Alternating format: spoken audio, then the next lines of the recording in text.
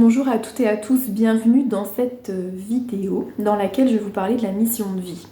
Alors c'est un sujet qui m'est venu un peu comme ça, spontanément, parce que je pensais à l'époque où je voulais absolument savoir quelle était ma mission de vie, où je m'étais inscrite aussi à des ateliers et des conférences pour avoir des éclaircissements ou des informations sur les raisons pour lesquelles j'étais ici, quel était mon chemin et en savoir plus sur ma mission, ce pourquoi je suis faite, ma destinée ici sur Terre. Et c'est une question que je me suis beaucoup posée et j'ai exploré plein de voies spirituelles, entre autres, pour essayer d'obtenir des informations à ce sujet. J'ai consulté des médiums qui m'ont parlé de mon chemin de vie, qui m'ont parlé de certaines capacités, de certains dons que je pouvais avoir.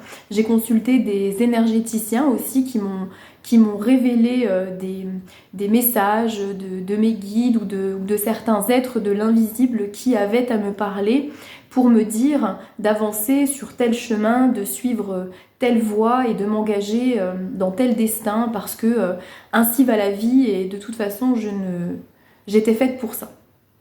Donc au cours de mes recherches et de mes explorations spirituelles, j'ai eu plein de messages, plein d'informations émanant de plusieurs personnes, de plusieurs endroits à propos de cette mission.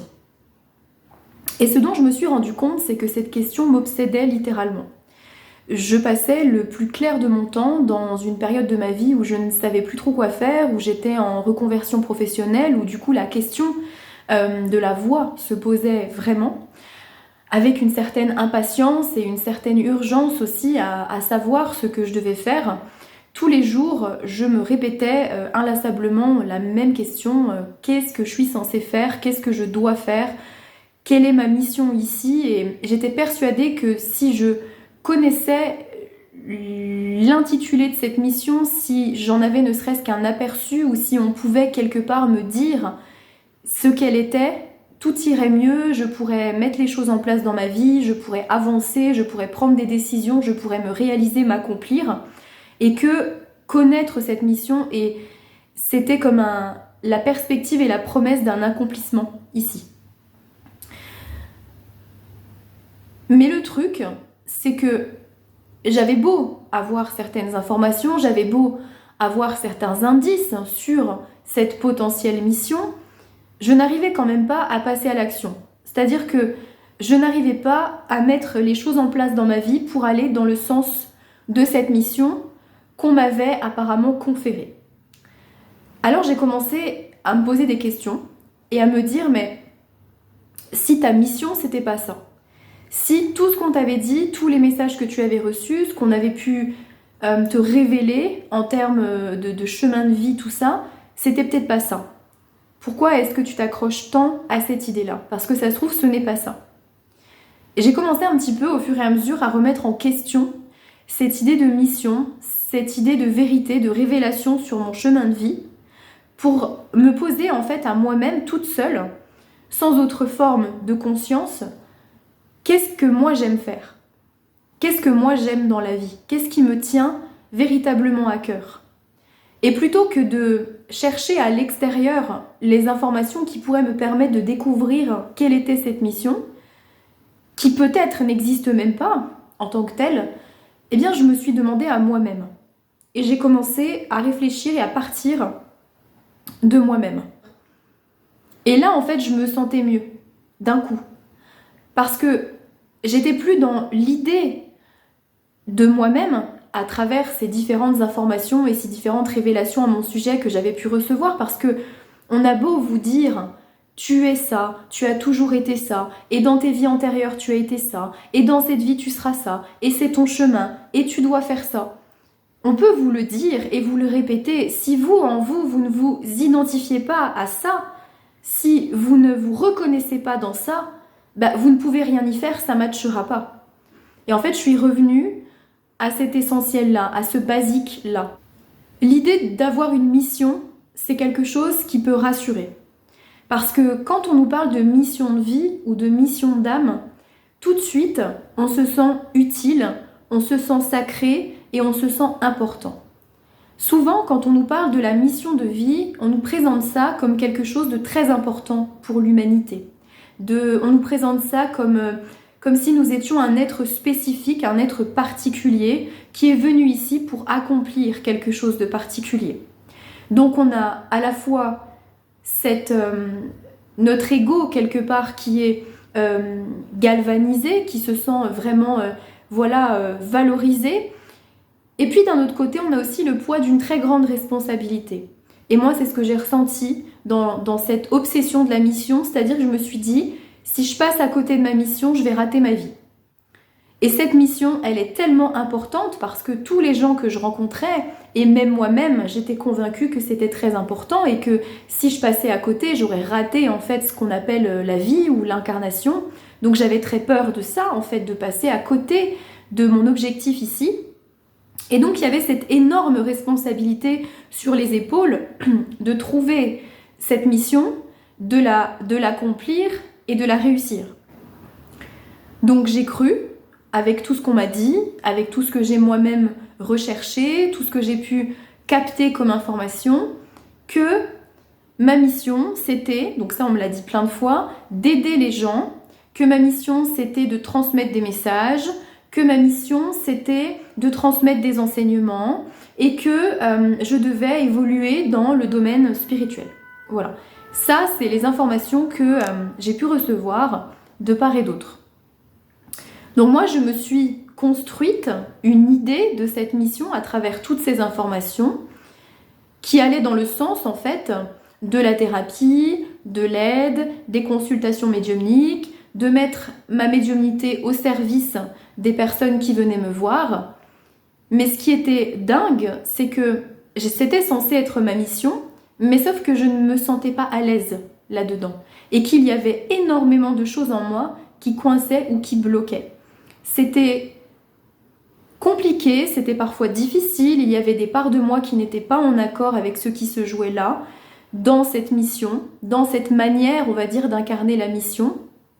Et j'ai rencontré pas mal de personnes qui m'ont dit « Mais Valériane, tu es faite pour ça, ça se voit, t'es médium, tu vas devenir une grande médium, on va beaucoup entendre parler de toi, puis tu vas continuer à enseigner, à transmettre les messages de l'au-delà, etc. etc. » Et en moi, il y avait toujours quelque chose qui se tenait bien à distance de tout ça et qui se disait « Ok, non, tu t'iras pas jusque-là. » Donc c'était assez paradoxal, à la fois d'être convaincue et enthousiasmée de cette mission spéciale qui m'était confiée et à laquelle je m'identifiais mais pas complètement, et en même temps de me sentir écrasée, de me sentir mal à l'aise parce que j'avais l'impression que ça ne correspondait pas vraiment à qui j'étais et à mes valeurs. Il y avait surtout un conflit de valeurs dans ce qui m'avait été présenté en tant que mission et ce que je ressentais et ce qui était vraiment important pour moi. Mais ça me rassurait quand même de me dire que j'étais utile et que j'allais faire quelque chose de grand et quelque chose de beau ici, dans la spiritualité, qui était à l'époque un domaine qui me passionnait et qui m'animait à tous les égards, dans lequel j'ai aussi trouvé beaucoup de consolation et de refuge. Mais ça, c'est une autre histoire. Donc, je me suis définie à travers cette mission, je me suis laissée obséder par ça et ça a fini par me perdre. J'ai fini par me perdre, par ne plus savoir ce qui était vraiment important pour moi, par ne plus me laisser guider par vraiment mon intérieur qui me disait non, c'est pas vraiment ce chemin-là, tu vas pas forcément rester là-dedans, tu feras autre chose, il faut pas te limiter à ça, tu ne te limites pas à ça. Et moi, souvent, on m'encourageait dans cette voie de la médiumnité, c'est-à-dire que j'avais beaucoup de gens autour de moi qui m'encourageaient à continuer, qui m'encourageaient, qui me disaient que j'avais beaucoup de talent, que c'était un don merveilleux. Et donc, ça me renforçait dans ma croyance de cette mission-là, de me dire, ben oui, tout le monde m'encourage, tout le monde me dit que c'est bien, c'est forcément ça.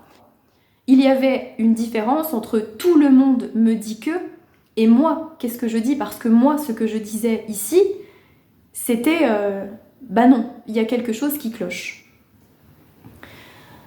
C'est séduisant, ce truc de mission de vie, de mission d'âme. Parce que quand on entend mission d'âme, on entend vraiment le sacré.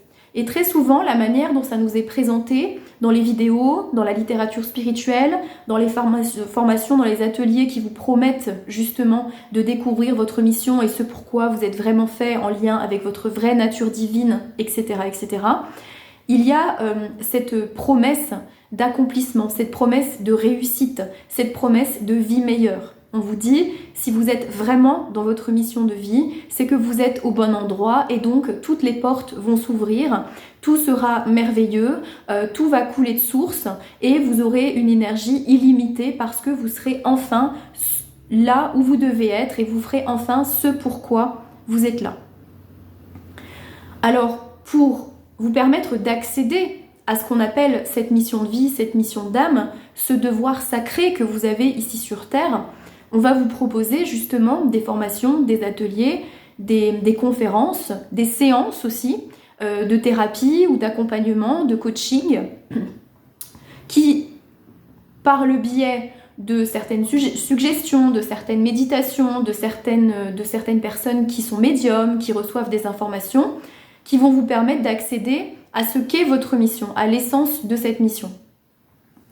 Il ne faut pas oublier que toutes les informations que vous recevez par le biais d'une autre personne sont forcément colorées de ce que la personne pense, de ce que la personne croit et de ce que la personne est capable de comprendre de l'existence et de qui vous êtes. Donc déjà, ça relativise quand même pas mal les informations sur la mission d'âme ou la mission de vie qu'on peut recevoir par le biais de quelqu'un d'autre. C'est pour ça que il faut toujours bien se demander si ça nous parle, si ça nous semble, entrer un peu en résonance ou en accord, je dirais même pas résonance, je dirais accord, avec ce que nous sommes là maintenant. Alors, on peut vous promettre de vous révéler votre mission, mais très souvent, quand on parle de mission, on parle de choses qui sont très vagues, donc qui sont facilement interprétables. Moi, je n'ai jamais reçu une information précise et extrêmement détaillée sur cette idée de mission. C'est-à-dire que dans ce que j'ai pu moi-même capter ou dans ce que les autres ont pu me dire, jamais j'ai reçu un plan détaillé point par point de ma mission, la date, l'année, à partir de quand ça allait commencer, comment ça allait se matérialiser, qu'est-ce que j'allais faire, quelle voie professionnelle, quel métier, quel truc, etc. Ça a toujours été quelque chose d'assez vague. Et quand c'est vague et abstrait, c'est très facilement interprétable. Et c'est là qu'il faut vraiment se méfier et faire preuve de discernement pour ne pas tomber dans le piège de l'interprétation et de l'alimentation de certaines croyances liées à la mission. On peut par exemple vous dire, ou vous-même, vous pouvez avoir certaines informations où vous allez entendre ou recevoir que votre mission c'est d'aider. Moi c'est ce qu'on m'avait dit, c'est d'aider. Votre mission c'est d'aider. Aider c'est très vague. Je veux dire, tu peux aider en tant qu'infirmière, tu peux aider en tant que médecin, tu peux aider en tant qu'enseignant, tu peux aider à la propreté d'un bâtiment, tu peux aider dans la thérapie, tu peux aider tes proches, tu peux aider ta famille. Ça peut être interprété par plein de métiers différents, plein de voies différents et plein de phénomènes différents. On peut te dire aussi, ta mission c'est de transmettre des messages. Transmettre des messages, ça peut être facteur. Pourquoi pas? Ça peut être écrire des livres ou écrire. Ça peut être, être médiateur, par exemple, au sein d'une structure. En fait, la mission de vie ou la mission d'âme ne peut pas se matérialiser comme un métier. C'est là où peut-être on a du mal en fait à concevoir l'abstraction de la chose. C'est tellement abstrait en fait que on n'a tellement pas d'éléments que du coup on essaye de raccrocher ça à des choses concrètes en se disant si ma mission de vie c'est d'aider et que mon métier c'est d'être boulanger, je suis pas au bon endroit. Vous voyez des fois le genre de conflit qui peut apparaître entre la vie qu'on mène et l'idée qu'on se fait de la mission de vie ou de la mission d'âme. On peut très vite se dire que c'est pas ok, qu'on n'est pas au bon endroit. Donc quelqu'un à qui on dit, toi ton boulot c'est d'aider, ta mission de vie c'est d'aider, et que la personne elle est un peu dans le domaine spirituel, la première chose qu'elle va se dire c'est ok je vais devenir thérapeute. Je vais devenir thérapeute, je vais ouvrir mon cabinet et je vais aider les gens. Et aujourd'hui, on retrouve énormément de personnes qui, à la suite d'un stage ou d'une formation pour découvrir sa mission de vie, se lancent corps et âme dans une voie spirituello-thérapeutique pour aider les gens, pour incarner la mission de vie, parce qu'on leur a dit qu'ils étaient importants, parce qu'on leur a dit qu'ils avaient à aider, à construire le nouveau monde, qu'ils avaient à guérir aussi, voilà. Donc dans les missions de vie, de manière générale, on a toujours un peu les mêmes choses, c'est-à-dire guérir, aider, transmettre des messages, éveiller l'humanité, mettre de la lumière sur les choses, etc. Mais c'est toujours un vocabulaire finalement extrêmement spirituel qui n'est pas lié au concret. C'est-à-dire que, ok, je sais que ma mission de vie c'est ça, mais du coup dans mon concret je fais quoi ? C'est-à-dire, je choisis quel métier, je prends quelle voie, je fais quel job. Sachant qu'en plus, si ta mission de vie c'est d'aider, tu peux très bien le faire au quotidien parce que tu es une personne gentille et que naturellement tu aides les autres. Et attention aussi, parce que quand on te dit que ta mission de vie c'est d'aider, tu peux très vite tomber dans le piège du sauveur. En te disant, je vais aider tout le monde, je vais incarner ma mission de vie parce que c'est ce pourquoi je suis fait, et en fait tu t'épuises. Tu t'épuises parce que aider n'est pas ta mission de vie. Et pourquoi aider n'est pas ta mission de vie ? Parce que la mission de vie n'existe pas. Et là, on en vient au point central de cette vidéo. La mission de vie, la mission d'âme, ça n'existe pas. C'est quelque chose qui a été inventé par les humains parce qu'ils ont besoin de croire qu'ils sont utiles et qu'ils doivent accomplir quelque chose sur Terre. Et comme aujourd'hui, vivre sa vie, aller travailler, faire les courses, dépenser de l'argent et avoir une vie quotidienne complètement banale, ça ne comble plus les gens et que les gens ne veulent plus se contenter de ce quotidien simple, banal et standardisé, eh bien on va chercher dans les sphères spirituelles ce qu'on appelle des missions spirituelles, des missions d'âme, pour se donner, on va dire, une sorte d'importance, une sorte d'objectif un peu supérieur qui permettent de nous élever parce que la vie qu'on mène ne nous convient pas, ne nous va pas. Honnêtement, si vous vous posez jamais la question de savoir quelle est votre mission de vie ou votre mission d'âme, vous serez beaucoup plus heureux. Parce que vous vivrez votre vie d'une manière tranquille, d'une manière sereine, vous prendrez les événements tels qu'ils viennent, vous prendrez les expériences telles qu'elles viennent, et vous ne serez plus dans l'attente d'une quelconque révélation sur votre parcours, sur votre chemin, et vous ne serez pas dans cette passivité à vous dire « ça y est, un jour, ma mission sera révélée et enfin, je pourrai devenir quelqu'un et enfin, je pourrai pleinement m'incarner ». Non, parce qu'en réalité, vous êtes déjà pleinement incarné. Vous n'avez pas besoin de prétendre à un accomplissement, à un épanouissement, parce que vous êtes déjà dans la pleine incarnation. Vous faites déjà l'expérience pleine de la vie à l'heure actuelle.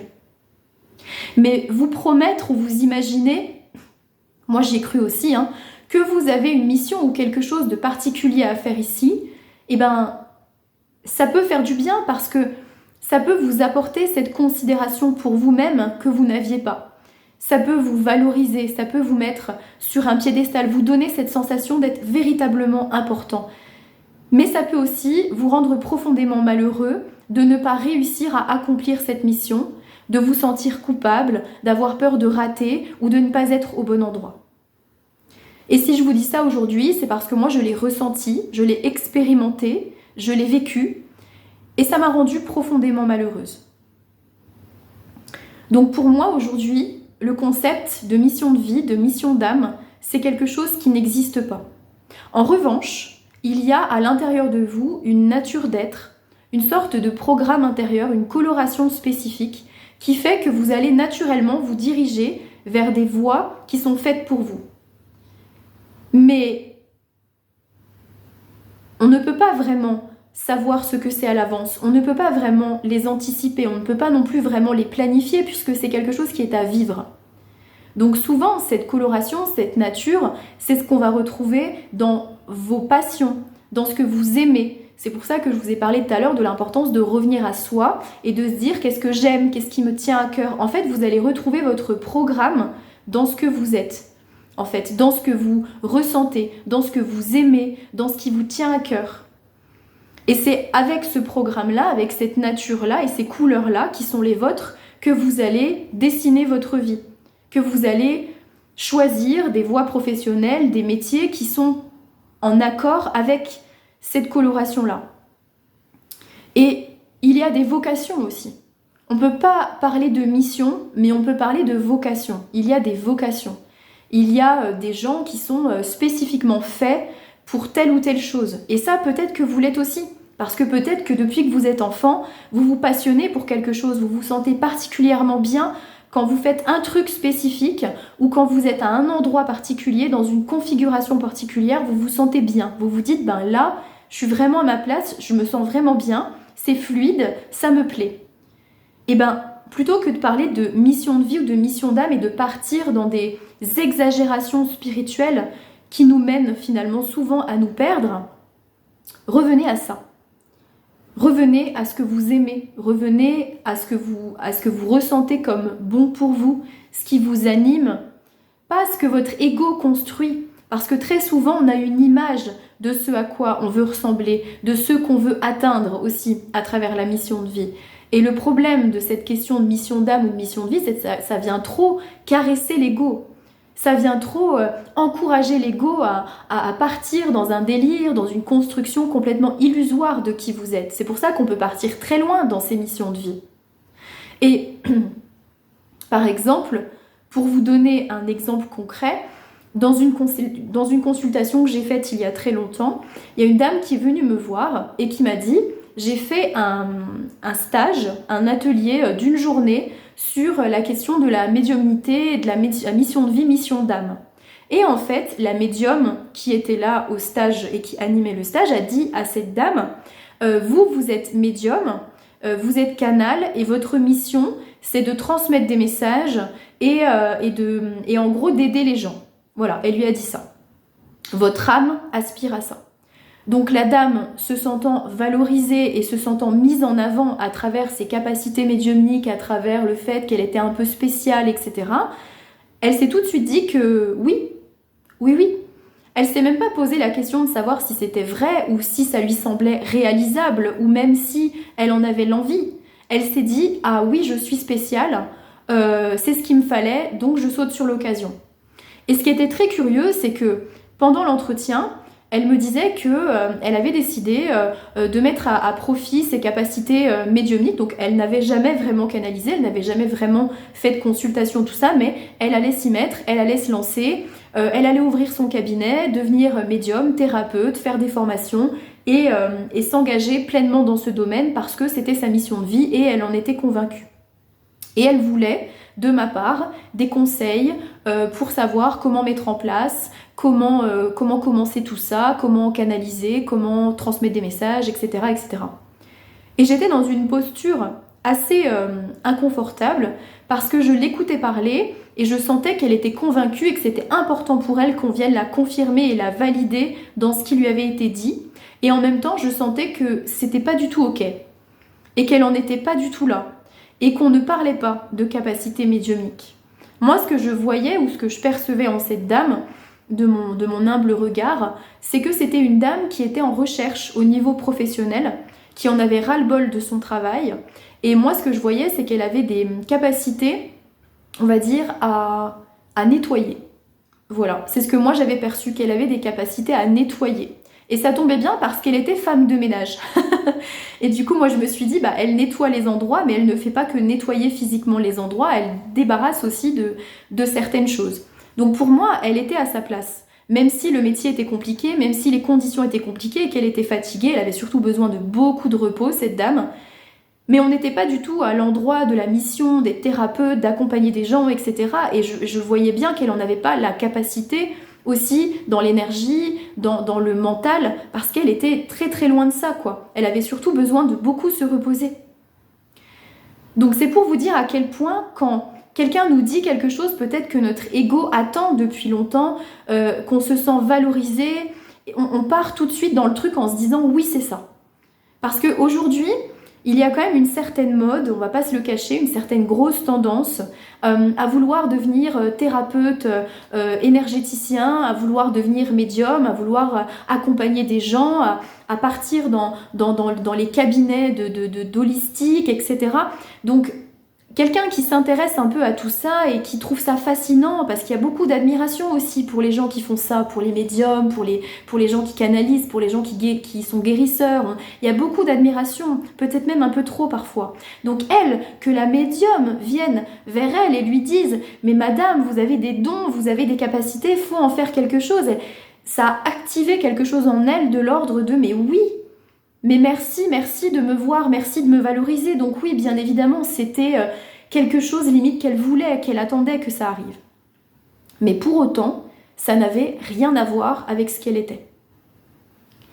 Et il est important de faire la différence entre ce qui nous est potentiellement annoncé, en termes de messages d'infos sur une potentielle mission ou un objectif de vie ou quelque chose qu'on doit vraiment faire, et ce qu'on est vraiment, et surtout où on en est vraiment actuellement.